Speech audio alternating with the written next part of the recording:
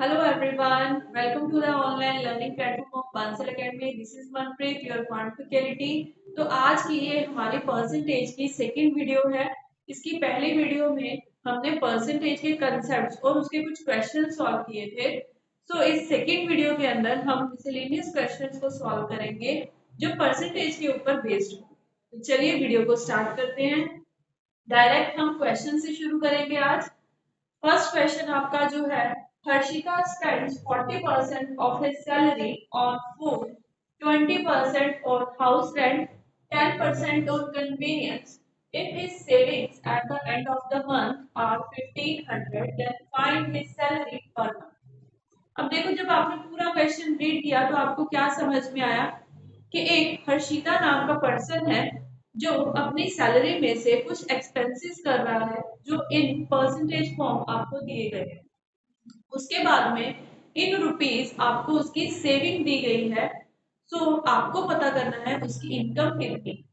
देखिए, ये जो क्वेश्चन होगा उसमें सबसे पहले आप चेक करोगे कि इन परसेंटेज फॉर्म आपको क्या दिया हुआ है और इन रुपीस फॉर्म आपसे क्या इंफॉर्मेशन वहां पे मिली हुई है। तो जो आपको इन रुपीस होगा उसी की परसेंटेज आप उसके सामने रखोगे। देखिए, आपको ये कंसेप्ट पता होगा कि एक इक्वल्स टू के दोनों साइड पे कुछ ना कुछ होता है। एक साइड पे परसेंटेज होती है जो टोटल के ऊपर लगती है एंड सेकेंड साइड उसी की अमाउंट जिसकी हमने परसेंटेज लगाई है वही रखी जाती है। तो सबसे पहले आप देखो, इन रुपीज आपके पास क्या है, that is saving which is 1500। अब ये 1500 अगर सेविंग है तो आपको यहाँ पे लेफ्ट हैंड साइड परसेंटेज भी सेविंग के ही रखनी है। तो अगर वो 40% स्पेंड कर रहा है फूड के ऊपर, 20% रेंट यानी कि टोटल 60% उसने स्पेंड कर दिया एंड आफ्टर 10% कन्वीनियंस के ऊपर यानी कि 70% अगर उसने स्पेंड कर दिया तो उसने सेव कितना किया होगा? ही सेव्स 30%। 30% किसका? टोटल का।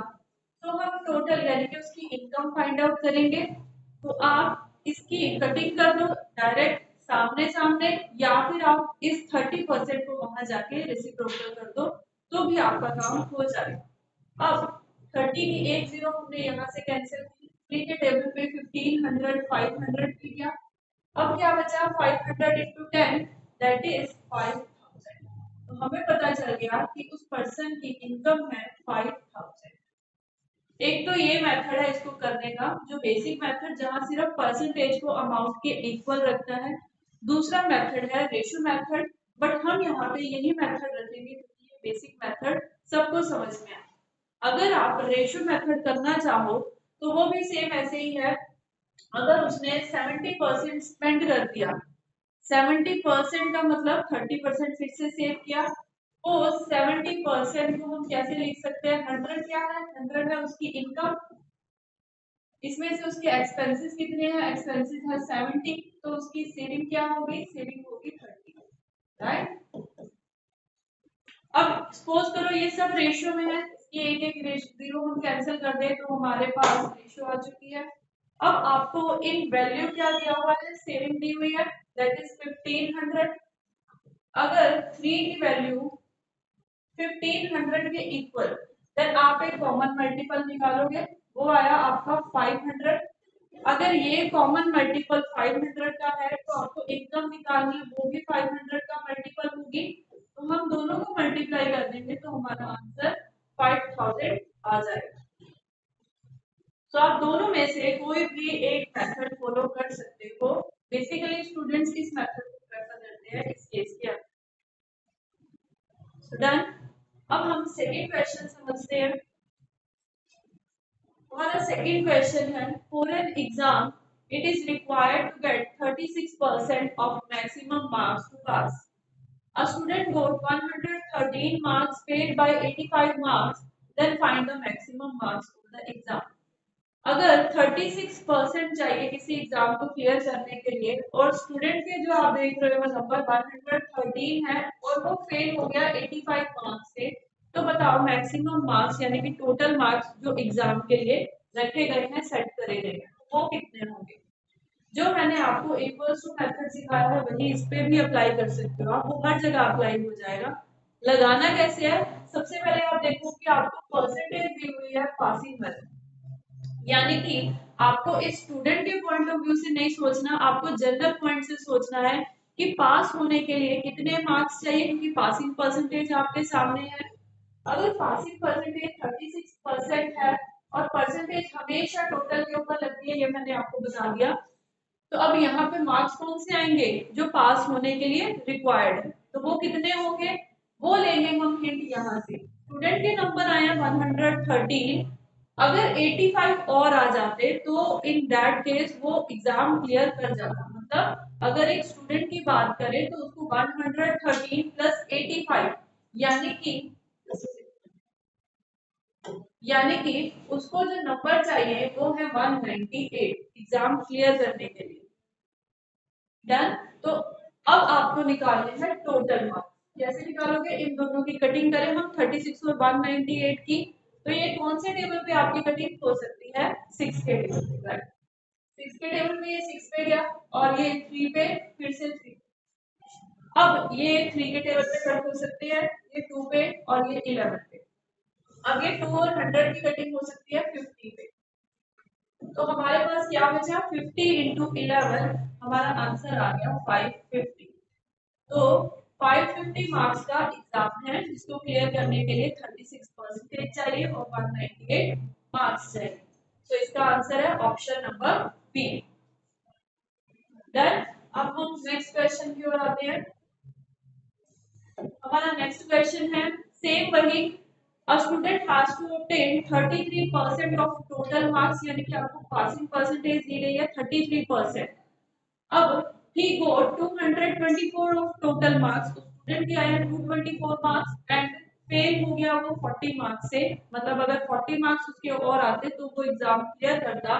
Find number of total marks, आपको फाइंड आउट करना है कि टोटल मार्क्स कितने चाहिए थे उस एग्जाम के लिए। ठीक है, तो अब क्या करेंगे, फिर से वही मेथड, इक्वल्स टू रखेंगे और एक साइड पासिंग परसेंटेज, दूसरी साइड पासिंग मार्क्स। तो पासिंग परसेंटेज है 33% ऑफ टोटल मार्क्स, दूसरी और नंबर कितने चाहिए 224 प्लस 40 यानी कि 260। सेम वैसे ही करेंगे जैसे पिछला किया, 3 के टेबल पे अगर कटिंग करें तो ये 11 पे और ये 3 8 24, 3 8 11 के टेबल पे 8 पे गया। अब 8 इंटू 100 आपके टोटल मार्क्स आ गए 800, यानी कि ऑप्शन ए। बिल्कुल सेम क्वेश्चन है, अब आपको बड़े अच्छे से समझ में आ गया होगा कि परसेंटेज और मार्क्स कैसे रखे जाते हैं, राइट। अब चलते हैं नेक्स्ट क्वेश्चन की ओर। यस, अब ये नेक्स्ट क्वेश्चन जो है ये भी एग्जाम के लिए ओरिएंटेड ही है, बट द पॉइंट इज यहाँ पे दो स्टूडेंट का कंपैरिजन किया गया। अगर इस टाइप का कंपैरिजन वाला क्वेश्चन आ जाए तो कैसे अटेम्प्ट करेंगे, उसको समझने से पहले क्वेश्चन को समझते हैं क्या पूछा गया। A candidate scored 30% marks in an exam and failed by 6 marks. एक स्टूडेंट है आपके पास, सपोज करो ए, जिसके 30% मार्क्स आए और वो 6 नंबर से फेल हो गया। ठीक है, तो मैंने माइनस से इसको दिखाया। Another student scored 40% and got 6 marks more than the passing bare minimum to pass. दूसरी ओर एक स्टूडेंट है, सपोज करो बी, जिसके आए हैं 40% एंड उसके 6 मार्क्स ज्यादा है पासिंग मार्क्स से, bare minimum मार्क्स। तो मैंने एक बाउंड्री लगा दी, ए स्टूडेंट जिसके 30% आए उसके इस बाउंड्री से 6 मार्क्स कम है एंड दूसरा स्टूडेंट जो है वो यहाँ पासिंग मार्क्स से 6 मार्क्स ज्यादा लेके आ रहा है। तो अब हम इन दोनों का कंपैरिजन करेंगे, ठीक है, क्योंकि हमारे पास एक्चुअली मार्क्स पता नहीं कितने हैं, आपसे पूछा गया वही पिछले क्वेश्चन मैक्सिमम मार्क्स। तो इसको निकालने के लिए आप क्या करोगे, इक्वल्स टू रखते हैं हम, एक साइड परसेंटेज दूसरी साइड मार्क्स रखे जाते हैं। अब हम दोनों का कंपैरिजन करते हैं, तो दोनों की परसेंटेज में कितना डिफरेंस है, 10%। अब ये 10% टोटल के ऊपर ही लगेगा। दूसरी ओर जो पॉइंट है वो इस क्वेश्चन में यहाँ पे रखने वाला है कि नंबर कौन सा रखे। अब देखिए जब यहाँ पे परसेंटेज का कंपैरिजन किया तो मार्क्स का भी कंपैरिजन होगा, राइट। अगर उसके 6 नंबर आ जाते ए स्टूडेंट के तो वो पासिंग लाइन के बिल्कुल बराबर इक्वल आ जाता। अगर 6 मार्क्स और आ जाते तो वो बी के बिल्कुल इक्वल आ जाता। यानी कि इस ए को देखें तो 6 मार्क्स ये प्लस 6 मार्क्स बी के इक्वल आने के लिए, यानी कि टोटल 12 मार्क्स का दोनों के अंदर डिफरेंस है। अब आपको निकालना है टोटल मार्क्स, तो वो कैसे आएंगे, तो हम 12 इंटू 10 करेंगे, यानी कि 120 टोटल मार्क्स यहां से निकल रहे हैं। बस यहाँ रखना कैसे है वो आपको आना चाहिए, बाकी तो सिर्फ कैलकुलेशन का ही पॉइंट है। सो ऑप्शन बी इसका राइट आंसर है। चलिए नेक्स्ट क्वेश्चन पे आते हैं। सेम एक और वैसा ही क्वेश्चन है। In an exam a student got 20% of the maximum marks and he failed by 5 marks. Another student got 30% of maximum marks and get 20 marks more than passing marks. But यहाँ पे question पूछा गया necessary percentage required to pass the exam. मतलब minimum passing percentage कितनी होनी चाहिए ये पूछा गया। जो आप यहाँ पे कंपैरिजन वाला क्वेश्चन देख रहे हो, 3 टाइप्स में आ सकता है। सबसे पहला question maximum marks, second question passing marks and third one passing percentage. तो अब इन्होंने डायरेक्ट तीसरे वाला पॉइंट पूछ लिया पासिंग परसेंटेज। तो उसके लिए सबसे पहले आपको मैक्सिमम मार्क्स पता होने चाहिए, तभी आप पासिंग परसेंटेज तक पहुंच सकते हैं। तो अब कैसे करें इसको, एक के है 20%, दूसरे का 30%, यानी कि दोनों का डिफरेंस है 10%। 10% लगेगा टोटल के ऊपर। अब दोनों के मार्क्स में कितना डिफरेंस है, 5 मार्क्स अगर आते तो पास होता, 20 और आ जाते तो 25 नंबर का दोनों के बीच में गैप है। यहां से आप निकालोगे टोटल मार्क्स जो कि होंगे 25 इंटू 10 250। तो हमारे टोटल मार्क्स हमारे सामने आ गए। अब ये पॉइंट आपको बड़े अच्छे से क्लियर हो गया होगा। सेकेंड पॉइंट, अब आपको पासिंग मार्क्स निकालने होंगे, तभी आप पासिंग परसेंटेज निकाल सकते हैं। उसके लिए आप किसी भी एक स्टूडेंट के मार्क्स निकाल के उसमें ऐड और लेस कर सकते हैं। मोस्टली हम फेलियर्स का पॉइंट उठाते हैं, तो यहाँ पे फेलियर स्टूडेंट की परसेंटेज लगा के मार्क्स चेक करते हैं कितने हैं। तो 250 अगर टोटल मार्क्स है, टोटल के ऊपर हम उसकी परसेंटेज लगाए, दैट इज 20%। जब आप इस 20% को लगाओगे तो उस स्टूडेंट के मार्क्स आ जाएंगे आपके पास 50। अब वो स्टूडेंट के आए हैं 50 मार्क्स आउट ऑफ 250, बट हमें ये नहीं चाहिए था, हमें चाहिए था पासिंग मार्क्स। तो मुझे पता है कि वो 5 मार्क्स अगर और लेके आता तो वो पास हो जाता, यानी कि 55 मार्क्स वाला स्टूडेंट एग्जाम को क्लियर करेगा। अब ये जो 55 वाला स्टूडेंट लेके आ रहा है, इसी की परसेंटेज निकालनी है, क्योंकि ये पासिंग मार्क्स है हमारे। अब जिसकी परसेंटेज निकालनी है उसको हम फ्रैक्शन में ऊपर रखते हैं, पासिंग को रखा, हमेशा नीचे रखते हैं total, that is 250 multiply by 100 करें। ठीक है, परसेंटेज निकालने के लिए। अब देखो यहाँ पे कटिंग करें तो 5 के टेबल पे और ये 2 पे, अब ये 11 पे, तो 11 इंटू 2 हमारा आंसर आ जाएगा 22%। मतलब जिसके 22% आएंगे वो एग्जाम को क्लियर करेगा। रिपीट करते हैं पूरा स्टेप क्या है। पहले आप निकालोगे मैक्सिमम मार्क्स, दोनों की परसेंटेज का डिफरेंस, दोनों के मार्क्स का डिफरेंस। आफ्टर दैट आप निकालोगे किसी भी एक स्टूडेंट के मार्क्स और उसमें ऐड और लेस करोगे। हम फेलियर को उठा रहे हैं, टोटल मार्क्स के ऊपर उसकी परसेंटेज लगा के उसके मार्क्स निकाले 50 आए। अब उसके 5 नंबर कम है पासिंग वाली लाइन से, 5 ऐड करके उसके मार्क्स निकाल लिए, अब उसी की परसेंटेज निकाली। तो ऑप्शन सी इसका राइट आंसर।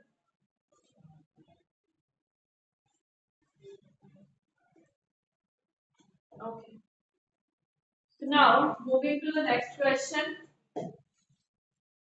अब ये क्वेश्चन क्या है कि two students appeared at an exam, one of them score 9 marks more than the other. अब यहाँ पे कंपैरिजन नहीं हो रहा, जस्ट इतना बोला है कि दो स्टूडेंट्स एग्जाम देने आए, उनमें से एक के नंबर दूसरे के कंपैरेटिवली 9 नंबर ज्यादा है। सपोज करो अगर बी के 10 नंबर आए हैं तो ए के 19 नंबर 19 आया, उससे 9 ज्यादा आए। एंड हिज मार्क्स का मतलब यहाँ पे ए की बात हो रही है। His marks were 56% of the sum of their marks। मतलब दोनों के जितने भी नंबर आए उनको अगर प्लस कर दे, उसका 56% कैलकुलेट करे तो ए के नंबर आ जाएंगे। तो the marks obtained by them are, तो आपको बताना है कि दोनों स्टूडेंट्स के नंबर्स कितने आए। ये एक अच्छे लेवल का क्वेश्चन आपके एग्जाम में मॉडरेट लेवल का एज्यूम किया जा सकता है। अब इसको अटेम्प्ट कैसे करना है, तो देखिए इसके लिए एक तो हमारे पास एक्स मेथड है, जहां पे आप एक को एक्स रखोगे दूसरे को एक्स प्लस 9 रखोगे, वो थोड़ा लेंथी चला जाएगा। इसीलिए जस्ट मैं आपको डायरेक्ट वही बताऊंगी जो आपको करना है एग्जाम में। इसके लिए आप सबसे पहले ऑप्शंस उठाओ अपनी, क्योंकि आपको पता है इन चारों में से कोई ना कोई एक तो आंसर होगा ही होगा। तो हम स्टार्ट करते हैं सपोज डी ऑप्शन से। सबसे पहले पहली लाइन में बोला था कि दोनों के मार्क्स में 9 का डिफरेंस है, ए के नंबर बी के कंपैरेटिव 9 ज्यादा होने चाहिए, ये कंडीशन सेटिस्फाई कर रही है पहली। अब दूसरी कंडीशन क्या थी कि दोनों का जो सम होगा, पहले इन दोनों का सम कर ले 69, उसका 56% अगर कैलकुलेट करोगे तो वो ए के मार्क्स के इक्वल आना चाहिए। समझ में आया कि जब इसका 56% कैलकुलेट किया वो ए के मार्क्स के इक्वल आना चाहिए। तो अगर 69 का 56% करेंगे, हम जस्ट यूनिट डिजिट को मल्टीप्लाई करके चेक कर लेते हैं, तो यहाँ पे 69 का 54 आ रहा है और हमें पता है नीचे जीरोस है, इसीलिए डेसिमल भी लगेगा ही लगेगा। तो क्या इसके नंबर में यूनिट डिजिट 4 आ रहा है? नहीं आ रहा, तो ये ऑप्शन हमारी गलत है, राइट। अब सेकंड वाले ऑप्शन बी ऑप्शन को चेक कर लेते हैं। सबसे पहले दोनों में चेक करना है क्या ए 9 बड़ा है उससे। हाँ जी बड़ा है, आपको दिख रहा होगा। अब दोनों का सम करें, तो दोनों का सम करें तो वो बनता है 77। 77 का अगर 56% कैलकुलेट करोगे तो 6 7 का 42 होगा, यूनिट डिजिट 2 रहेगा। बट ए का यूनिट डिजिट यहाँ पे 3 है, चाहे डेसिमल लगे। पहली बात तो ये है हमें डेसिमल में आंसर ही नहीं चाहिए, क्योंकि पूरा पूरा आंसर आपके पास है, यानी कि ऑप्शन बी भी कैंसिल, वो भी नहीं सेटिस्फाई कर रही हमारी कंडीशंस को। अब हम आते हैं ऑप्शन नंबर ए पे। अब देखो इसमें क्या है, क्या दोनों में 9 का डिफरेंस है? हाँ जी है, ए के 9 मार्क्स ज्यादा है बी के कंपैरेटिव। अब अगला पॉइंट, दोनों को हम करेंगे ऐड 75। अगर 75 के ऊपर हम 56% लगाए, ठीक है, से 56% लगाए, तो हमें चेक करना है क्या यूनिट डिजिट ये बनता है। यहाँ पे देखोगे आप 5 6 30, जीरो आ जाएगी, जीरो कैंसिल हो सकती है, मतलब यहाँ हमें पूरा कैलकुलेट करके देखना पड़ेगा। तो अगर आपको पता है कि 75% की कटिंग होती है 3/4 पे 15 के टेबल पे, चाहे आप 25 के टेबल पे कटिंग हो रही है 3/4, अगर आपको याद है जो मैंने फर्स्ट लेक्चर में आपको समझाया था कि 75% 3/4 होता है, वो लगाया और 4 के टेबल पे ये कटिंग करे तो 14 पे गया। अब 3 इंटू 14 आपको पता है 42 होता है, तो मुझे मेरा वही आंसर मिल रहा है जो ए के स्कोर कार्ड आ रहा है। तो यहाँ से ये कंडीशन सेटिस्फाई कर रही है, इसीलिए मेरा आंसर ऑप्शन ए है। इसको करने का डायरेक्ट मेथड यही है। अगर आपको एग्जाम में 9 मार्क्स का डिफरेंस ही ना मिले तो ऑप्शंस वैसे ही एलिमिनेट हो जाएंगी, बट इन केस मिलेगी तो आपको थोड़ा सा एफर्ट करना पड़ेगा, थोड़ा सा कैलकुलेटिव होके चलना पड़ेगा इस केस के।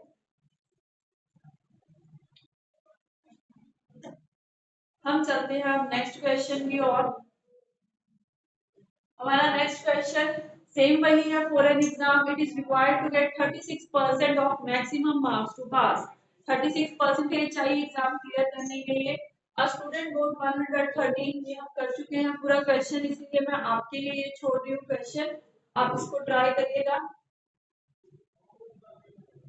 नेक्स्ट क्वेश्चन क्या है, a student has to obtain 33% of total marks to pass. He got 25% of total marks and failed by 40 marks. Failed by 40 marks, find number of total marks. अब यहाँ पे क्या बोल रहे हैं, स्टूडेंट क्या है, स्टूडेंट को चाहिए 33% टू पास, बट ही गोट 25%, और बताया गया कि वो फेल हो गया 40 मार्क्स के साथ। तो आपको बताना है यहाँ पे पेपर कितने नंबर का है, एग्जाम कितने नंबर का है। तो इस केस में देखो सबसे पहले इन नंबर्स आपको क्या दिया गया, स्टूडेंट कितने नंबर से फेल हुआ, यानी कि 40।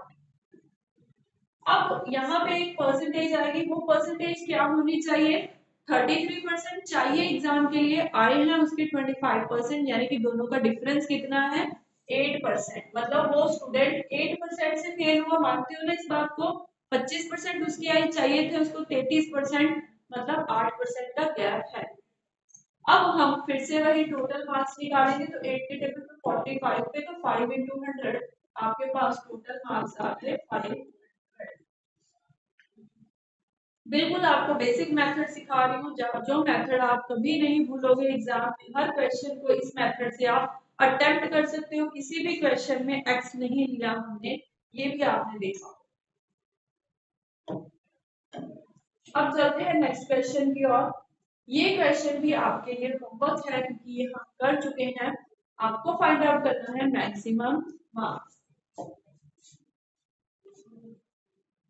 अब ये एक और एग्जाम ओरिएंटेड क्वेश्चन आया, जिसमें आपको कुछ चेंज दिया गया। पहले रीड करते हैं क्या है वो चेंज।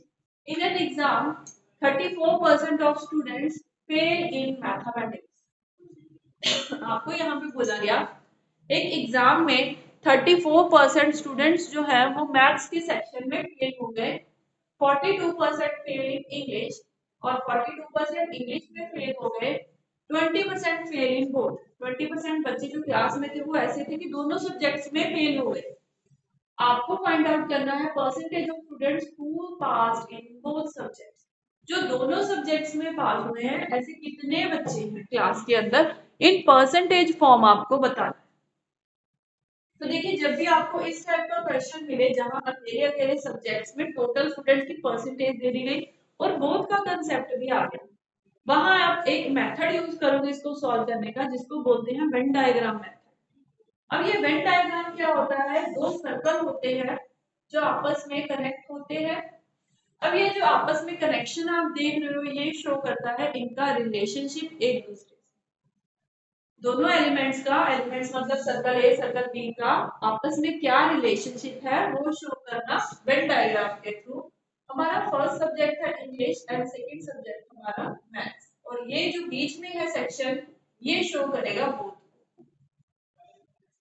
अब आपको देखना कैसे है, सबसे पहले आप बोथ पॉइंट देखना कि बोथ किसकी बात कर, यहाँ पे बोथ बात कर रहे हैं 20% स्टूडेंट्स जो फेल हो गए। अगर ये फेल की बात कर रहा है तो अकेले अकेले सेक्शन में भी आप फेल की ही बात करोगे, इतना समझ के चलना। सबसे पहले 20% स्टूडेंट्स अगर दोनों सब्जेक्ट्स में फेल हो गए। अब बात करते हैं मैथ सेक्शन की। मैथ्स में 34% फेल हुए, बट इस क्वेश्चन में ट्विस्ट ये है कि जब तक आपको यहाँ पे ओनली वर्ड ना दे तब तक आप मैथ सेक्शन के अंदर उसको फिल नहीं करोगे, क्योंकि इसका मतलब ये है कि वो इंग्लिश वाले स्टूडेंट्स भी इसके अंदर इंक्लूड हो सकते हैं, कहा है कंडीशन, पॉसिबिलिटी। सो इसीलिए जब आपको ओनली निकालना है तो आप 34% बाहर लिखोगे, 34% माइनस दिस 20%, वो आपके ओनली सब्जेक्ट के परसेंटेज निकल के आएंगे। दोनों का डिफरेंस कितना है 14%। आया समझ में। अब ऐसे ही इंग्लिश सेक्शन का निकालेंगे। अगर 42% फेल है तो ओनली 20% अगर उसमें से हटा दिया जाए तो कितने आ जाएंगे 22%। आया समझ में।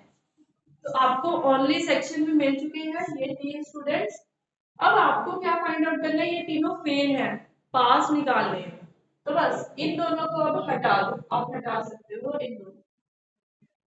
अब हम दोबारा से आते हैं, फेलिंग परसेंटेज टोटल कितनी निकल रही है अब आपकी 22 प्लस 20 यानी कि 42%, 42% प्लस 40%, तो ये आपका बनेगा टोटल 56%। अब 56% वो बच्चे हैं पूरी क्लास के अंदर जो फेल हो चुके हैं, तो आपको निकालने हैं पासिंग।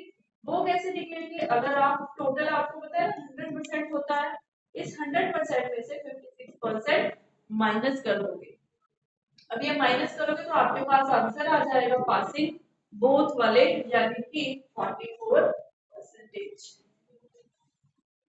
ठीक है, तो सबसे पहले बोथ के अकॉर्डिंग चलो, ओनली निकालो, टोटल कर दो, जो क्वेश्चन की रिक्वायरमेंट है उसके अकॉर्डिंग आंसर। ओके, तो ये आपके क्वेश्चन थे आज के। होप कि आपको समझ में आ गए होंगे। अब आप लाइफ टाइम इसको नहीं भूलोगे। जब भी कॉम्पिटिटिव का कोई भी क्वेश्चन आपका परसेंटेज से इनके ऊपर बेस्ड आ जाए तो आप बड़े इजीली क्रैक कर। अब हम अपने नेक्स्ट वीडियो के अंदर मिलेंगे जहां हम परसेंटेज के कुछ और क्वेश्चन देखेंगे। बट अगर आपको वीडियो अच्छी लगी हो, अच्छे कंसेप्ट समझ में आए हो, बेसिक लेवल बिल्कुल अच्छे से क्लियर हो गया हो, तो अपने उन फ्रेंड्स के साथ भी शेयर कीजिए वीडियो जो कॉम्पिटिटिव की प्रिपरेशन कर रहे हैं। अगर वीडियो अच्छी लगी हो तो प्लीज लाइक करिए। आपका एक लाइक हमें मोटिवेट करेगा आगे आने वाली सीरीज को फॉलो करने में। और इस चैनल को सब्सक्राइब। Thank you.